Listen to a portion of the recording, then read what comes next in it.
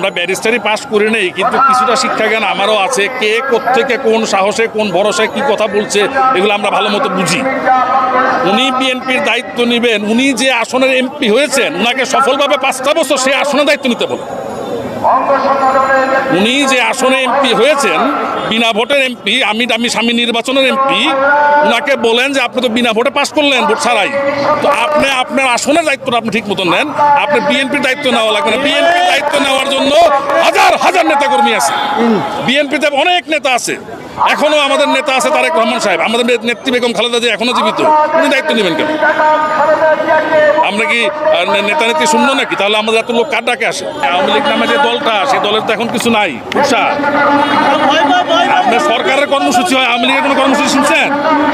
সরকার support দেয় কর্মসূচি হয়, তাদের আওয়ামী লীগ দলের যদি কর্মসূচি হয় সেখানে এত আয়োজন কেন, এত সরকারি পয়সা খরচ হয় কেন? আমরা যা করবো তারা